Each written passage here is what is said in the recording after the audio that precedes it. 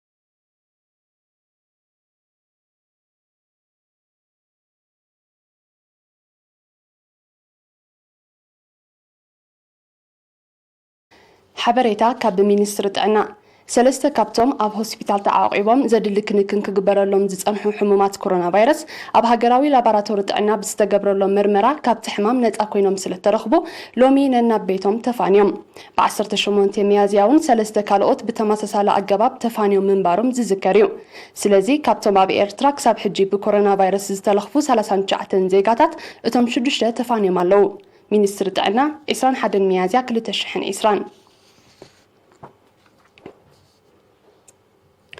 من محدار كتما باطع زي مخني وسخ واقاتا تابع لزغبرات تكالات حقاو سقمتي وسيدلو وكيل إيرينا محارب لاي ناكايد السرح من محدار تختما زراريبو نزدالو وطبطاب دانايت قبر هيوت كتقربيان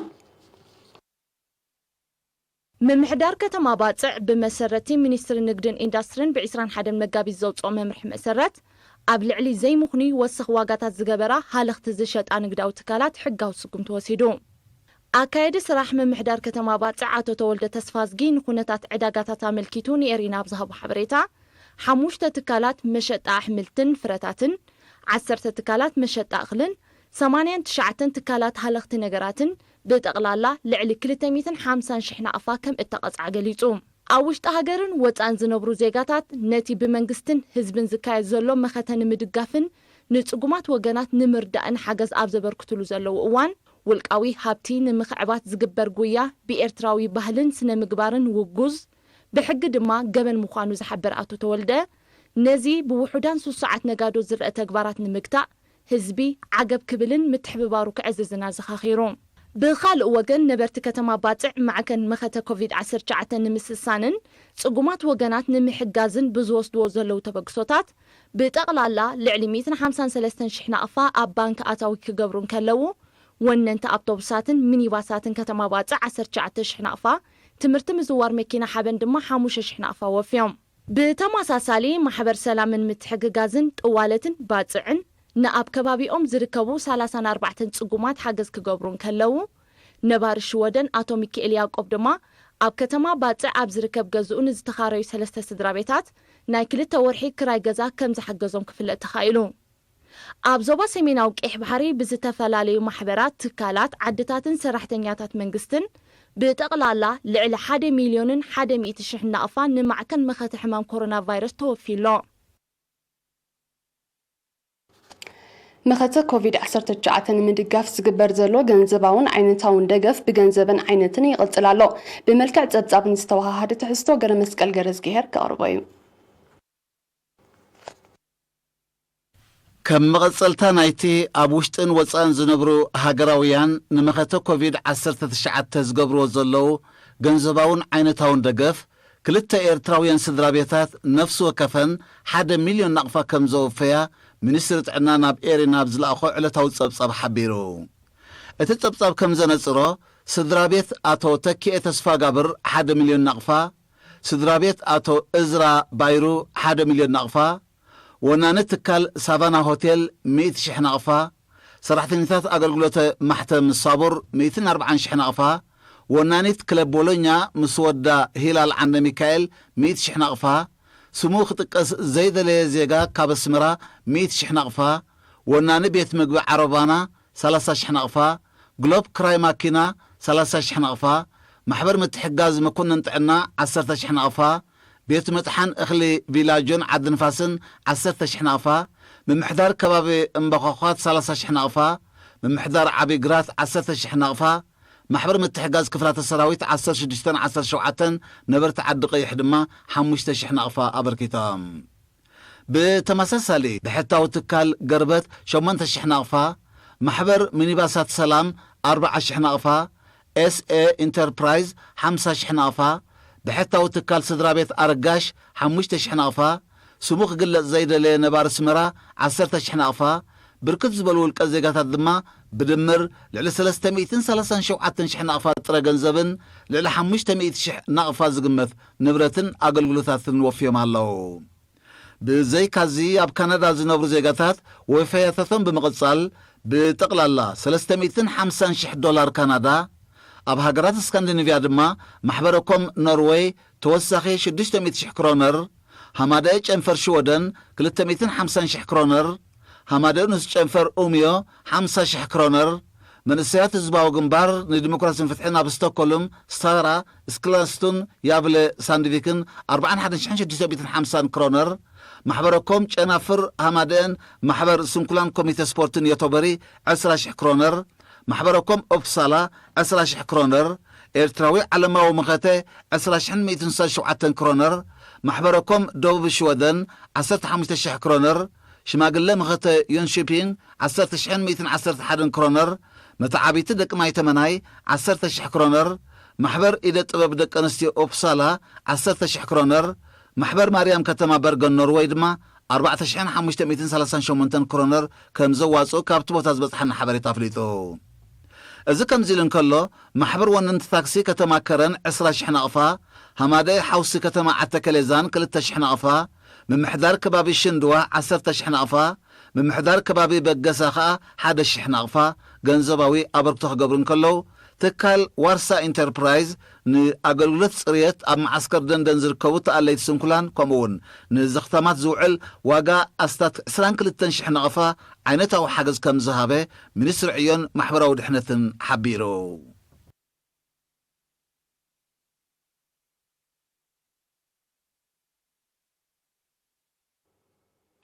ለበዳ ሕማም ኮሮና ቫይረስ ብምክታእ ድሕነት ህዝብን ሃገርን ንምውሓስ ዝወፁ መምርሒታት ኣብ ከተማ መንደፈራን ከባቢያን ዝተፈላለየ ምኽንያታት እናተፈጥረ ይጠሓሱ ከም ዘለዉ ወኪል ኤሪና ሓቢሩ እቶም ህዝቢ ኣብ ቤቱ ኮፍ ክብል ብዝወሃቦ ፍቓድ ኣብ ዝወፀሉ ድማ ምፍንታት ከዘውትርን ምትእኻብ ከወግድን ዘጠቓልሉ መምርሒታት ብፍላይ ኣብ ቅንያት በዓል ፋሲካ ብሰፊሑ ከም ተጣሕሱ ዘርእዩ ካሜራ ኤሪና ዝሰነደቶ ስእልታት ኣኽበርቲ ፀጥታን ካልኦት ኣካላትን ንትግባረ ናይቶም ዝወፁ መምርሒታትን ምቁፅፃር ጥሕሰትን ብትግሃት ይዓዩ እኳ እንተለዉ ዘሰላስልዎ ዘለዉ ዕማም ብዘይ ምትሕብባር ህዝብን ምምሕዳራትን ኣድማዕነት ክህልዎ ስለ ዘይክእል ኣብዚ መዳይ እዚ ዕቱብ ቆላሕታ ክህልዎ እዚ ከምዚ ኢሉ እንከሎ ነቲ ኣጋጢሙ ዘሎ ሽግር መዝሚዞም ኣብ ዋጋታት ሃልኽቲ ዘይምኹን ይወስኽ ኣብ ልዕሊ ዝገበሩ ነጋዶ ሕጋዊ ስጉምቲ ይውሰዱ እኳ እንተሎ ገና ካብ ጌጋኦም ዘይተኣረሙ ነጋዶ ስለ ዘለዉ እቲ ናይ ምክትታልን ምቁፅፃርን ንጥፈት ብዝሓየለ ክቕፅል ይግባእ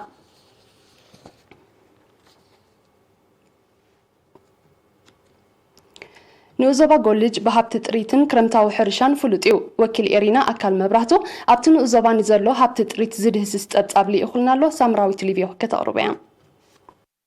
ሰፊሕ ንጥፈታት ሕርሻዊ ልምዓትን ጉስነትን ኣብ ዝካየደላ ንኡዞባ ጎልጅ ቢያታዊ ኣገባብ ዝእልያ ጥሪት ኣብ ጽቡቕ ኩነታት ከም ዘለዋ ኣመሓዳርቲ ንኡዞባ ኣቶ ደሴ ዘርኢ ሚካኤል ሓቢሩ መንግስቲ በብዋኑ ከዋዶ ጸንሐ ትሕቲ ቅርጺ ከዘንተማይ ምኽላል መግሃጨታትን ምትእታው ስሩዕ ኣገልግሎት ክታበትን ሕክምናን እንስሳታት ነቲ ሓረስቶቱን ጋሶቱን ዘካይድዎ ጻዕሪ ደገፍ ከም ዝኾነ ዝጠቐሰ ኣቶ ደሴ ጥሪት ብቁፅርን ዓይነትን ይስስናን ኣብ መነባብሮ ህዝቢ ዓብዪ ኣስተዋፅኦ ይገብራ ምህላወን ገሊጹ ብዝተኻየደ ሓርፋፍ መጽናዕቲ ኣብቲ ንኡዞባ ቢያታዊ ግስነት ዝእልያ 330,000 ጤለበጊዕ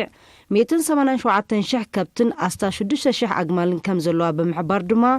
ብቐረባ እኹል ማይን መግብን ይረኸባ በምህላወን ካብ ምስጋምን ሃልክን ከም ዘዕረፋ እዚ ድማ ኣብ ጥዕንአንን ምስሳን ዝህቦ ምህርትን እወታዊ ኣስተዋፅኦ ከም ዘለዎ ኣብርሁ ወነንቲ ጥሪት ብወገኖም ንጥሪቶም ዝኸውን ማይን መግብን ብቐሊሉ ይረኽቡ ከምኡውን ዝደለይዎ ኣገልግሎት ብመንግስቲ ብርትዕ ዋጋ ይመልኣሎም ብምህላው መሰረት ከም ዝረኸቡ ብምግላጽ ሓሓሊፉ ዝቀላቐል ዘሎ ሕማማት ጥሪት ንኽግታእ ዝምልከቶም ኣካል ብዕቱብ ጠሚቶም ብኣጋፍ ፍታሕ ከናድልዩ ተላብዮም ኣብ ንዞባ ገለብ ትካላት ማሕበራዊ ኣገልግሎት ንምስፋሕን ንምምዕባልን ምምሕዳር ዞባ ዓንሰባ ምስ ነበርቲ ተዋሃሂዱ ዘሰላስሎ ዘሎ ዕማም ዝምስገን ፍረ ይርከበሎ በቲ ኣብ ሓውስ ከተማ ገለብ ምምሕዳራት ከባቢ ገርበትን ቁርሑን ዝትግበር ዘሎ መደብ መስርሕ ህንፀትን ዝተዛዘመን ኣብ ደረጃ ምዝዛም ዝርከብን ትካላት ማሕበራዊ ኣገልግሎት ክልተ ኣብያተ ትምህርቲ ኣብያተ ፈተነ ትምህርትን ጥዕናን ከምኡውን መፀበይን ነብሰ ጾራትን ክልል መንእስያትን የጠቃልላ ሓላፊ ቤት ጽሕፈት ትምህርቲ ናይቲ ንዞባ መምህር ኣሕመድ መሐመድ ዑስማን የሪና ብዛሃቦ ሓበሬታ ኣብ ዝሓለፈ ቀዳማይ ፍርቂ ዓመት ኣገልግሎት ዝጀመረ ቤተ ፈተነ ዝነበረ ሕፅረት ግብራዊ ትምህርቲ ኣብ ምቅላል ዓባ ኣስተዋጽኦ ከም ዝገበረ ሓቢሮም ኣብ መዳይ ጥዕና ድማ ኣብሮራ መንሳዕ ከባቢታት ዜን ካልኦቅ ማራትን መዛባጥን ብተበግሶ ከም 4 ክፍልታት ዘጠቃልል መፀበይ ነብሰ ጾራት ክህነጽን ከሎ ኣብ መደበር ጥዕና ንዞባ ገለብ ድማ መፀበይ ነብሰ ጾራትን ቤተ ፈተነን ይህነጽ ከም ዘሎ ክፍለት ተኻኢሉሎም ኣመሓዳር ንዞባ ገለብ ኣቶ የማነ መብራህቱ ኣብ ዝሃቦ ሓበሬታ ነትን ትካላት ማሕበራዊ ኣገልግሎት ክለብ መንእስያትን ንምስራሕ ህዝቢ ንዘርኣዮ ምትሕብባር ብምምጓስ ንዝበለጸ ውጽኢት ዝተወሃሃደ ስራሕ ክዓዝዝ ኣዘኻኺሮም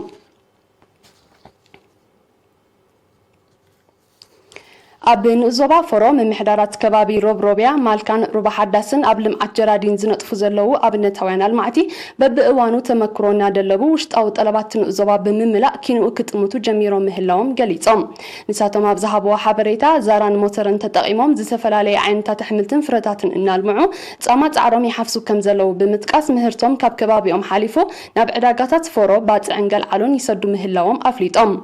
ብምጥን ደረጃ ተምርን ኣራንሽን ከልምዑ ጀሚሮም ምህላዎም ዝሓበሩ ተማልማዕቲ ወጻኢታቶም ንምንካይ ኣብ መጻኢ ፀሓያዊ ጻዕት ንምትእትታው መደብ ከም ዘለዎም ኣብሪሆም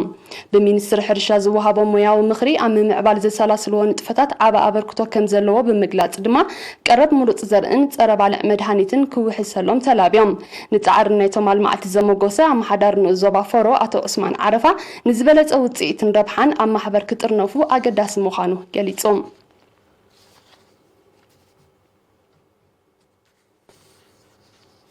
ናብ ሎሚ 21 ሚያዝያ ኣብ ዘውግሐ ለይቲ ኣብ ከተማ ዓሰብን ከባቢኣን ክወቅዕ ዝሓደረ ሓያል ዝናብን ዘስዓቦ ውሕጅን ኣብ ሰብ ጥሪትን ንብረትን ጉድኣት ኣውሪዱ